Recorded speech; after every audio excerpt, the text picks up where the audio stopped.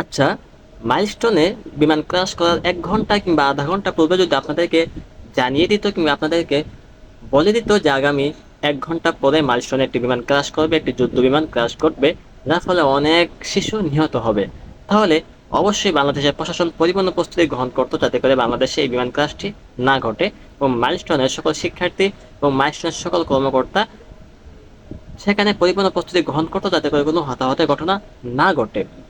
কারণ তাদেরকে আগে থেকে জানিয়ে দেওয়া হয়েছে এখানে একটি দুর্ঘটনা ঘটবে। সুতরাং এই সময়ে, এই বর্তমান সময়ে বাংলাদেশের ওলামায়ে কেরাম যারা দ্বীনের জ্ঞান রাখে তারা আপনাদেরকে পরিপূর্ণভাবে সতর্ক করতেছে যে যদি আপনারা বাংলাদেশে এই মাটিতে জাতিসংঘের অফিস বাস্তবায়ন করতে দেন তাহলে আপনাদের ভবিষ্যৎ প্রজন্ম কঠিন বিপদের মধ্যে পড়বে, যেই বিপদ কাটিয়ে আপনারা কখনোই উঠতে পারবেন না। আপনাদেরকে বারবার সতর্ক করা হচ্ছে যে বাংলাদেশে যদি জাতিসংঘ অফিস বাস্তবায়ন করা হয় তাহলে আপনাদের ভবিষ্যৎ প্রজন্মের উপরে বড় দুর্ঘটনা আসতেছে। কিন্তু কোথায়? আপনাদের তো কোনো সতর্ক অবস্থানে দেখা যাচ্ছে না, আপনারা তো কোনো প্রতিবাদ করতেছেন না, তারা তো তাদের মতো কাজ চালাচ্ছে। তাহলে কি আপনি বিপদের খবর শোনার পরেও আপনি সতর্কতা অবলম্বন করতেছেন না?